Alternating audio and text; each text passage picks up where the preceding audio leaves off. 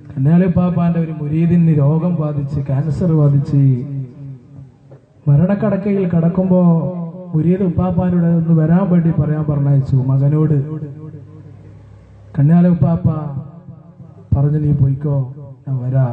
കന്യാലുപ്പാപ്പ വന്നു, വീട്ടിലേക്ക് കയറി.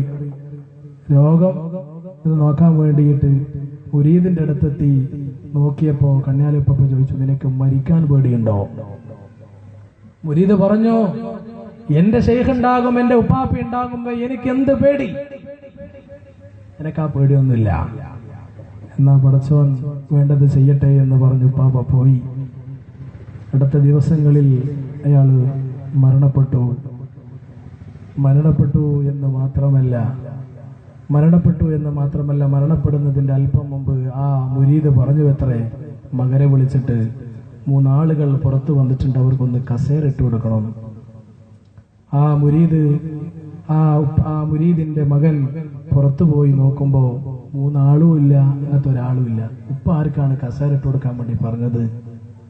എനിക്ക് മനസ്സിലായിട്ടില്ല. അപ്പോൾ ഉപ്പ വഫാത്തായി പോയി. കന്യാല മൗല ഖദ്ദസല്ലാഹു സിറഹുൽ അസീസ് തങ്ങൾ മരണ വാർത്ത അറിഞ്ഞു വീട്ടിലേക്ക് വന്നു.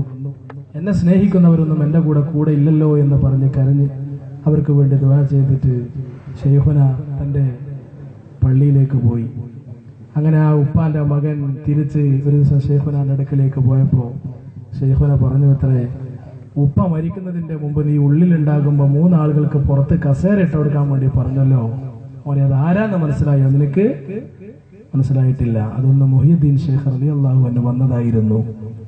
ഒന്ന് പാടത്തക്കായി സ്വാലിഹുൽ മൗല ഖദ്ദസല്ലാഹു സിറഹുൽ അസീസ് വന്നതായിരുന്നു. ഒന്ന് നബിത്തങ്ങളായിരുന്നു. കാണാൻ പറ്റിയിട്ടില്ല അല്ലേ? ആലോചിച്ച് നോക്കിയേ. സ്നേഹിച്ചാൽ എന്തും നമുക്ക് കിട്ടും. സ്നേഹിച്ചാൽ എന്തും അള്ളാഹു നമുക്ക് അവരെ യഥാർത്ഥ മുരീദന്മാരിൽ ഉൾപ്പെടുത്തി അനുഗ്രഹിക്കുമാറാവട്ടെ.